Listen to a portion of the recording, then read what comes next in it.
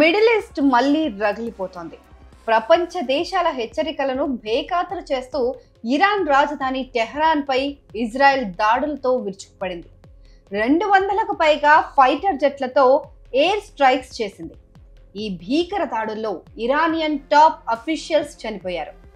Iranian state media వెల్లడించిన వివరాల ప్రకారం Islamic revolutionary guards corps IRGC commander Hussein Salami, Iranian armed forces chief of Mohammad Bagheri, nuclear సైంటిస్టులు Mohammad Mehdi Tehranchi, Fereydoon Abbasi మృతి చెందారు. అలాగే major general Gholam Ali Rashid కూడా చనిపోయినట్లు తెలుస్తోంది.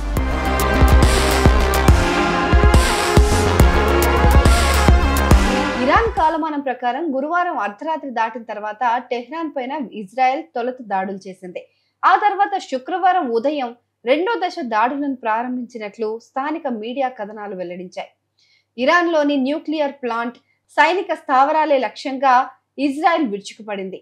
యురేనియం శుద్ధి కేంద్రం పైన ఇజ్రాయెల్ కు చెందిన జెట్లు పలుమార్లు దాడులు చేసినట్లు ఆ మీడియా కథనాలు పేర్కొన్నాయి.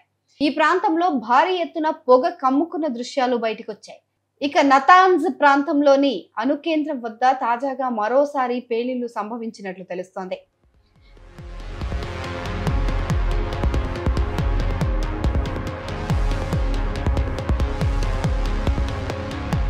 అయితే తాజా పరిణామాలపైన Israel defence forces chief of staff lieutenant general Zamir స్పందించారు. తప్పనిసరి పరిస్థితుల్లోనే ఈ దాడులు ప్రారంభించినట్లు తెలిపారు. ప్రతిచర్యకు మరో సందర్భం కోసం తాము ఎదురు చూడలేమని, ఇక సమయం వచ్చిందని ఆయన అన్నారు. తమకు మరో అవకాశం లేకుండా పోయిందని, తమను నాశనం చేయాలనుకునే వారి ముందు తాము తలవంచే ప్రసక్తే లేదని తేల్చి చెప్పారు.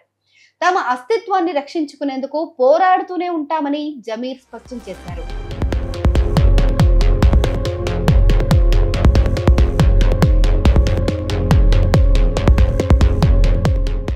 మరోవైపు ఈ ఉద్రిక్తతలపై ఇజ్రాయెల్ ప్రధానమంత్రి బెంజమిన్ నెతన్యాహు కూడా స్పందించారు. ఇరాన్ అణు లక్ష్యాలను దెబ్బతీసేందుకు ఆపరేషన్ రైజింగ్ లయన్ ను ప్రారంభించినట్లు ప్రకటించారు. ఇరాన్ న్యూక్లియర్ ప్రోగ్రామ్ కు గుండె లాంటి ప్రదేశాన్ని ధ్వంసం చేసేశామని వెల్లడించారు. ఈ మేరకు శుక్రవారం ఆయన ఒక వీడియో సందేశం విడుదల చేశారు.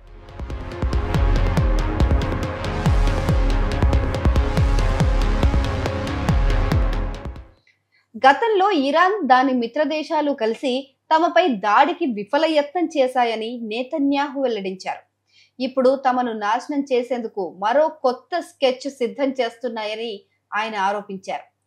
ఆ ఆటలను తాము సాగనివ్వబోమని, అందుకే ఈ దాడులు చేస్తున్నామని తెలిపారు. అయితే తమ పోరాటం ఇరాన్ నియంతృత్వ పాలనపైనే గాని ప్రజలపైన కాదు అని ఆయన స్పష్టం చేశారు.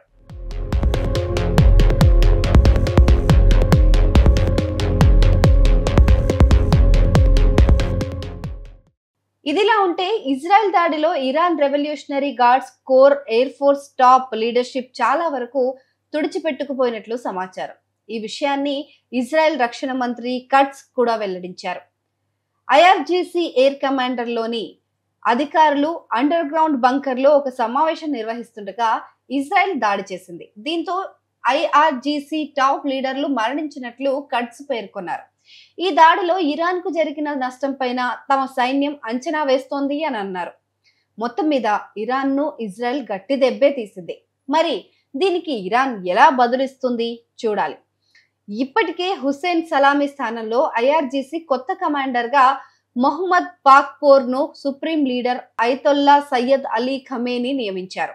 సిరియన్ సివిల్ వార్ లో పాల్గొన్న ఇరానియన్ ఫోర్సెస్ కు పాక్-4 నాయకత్వం వహించారు. బ్రిగేడియర్ జనరల్ ర్యాంక్ కలిగిన ఈ పాక్పోర్ ఇప్పుడు IRGC ని నడిపించనున్నారు.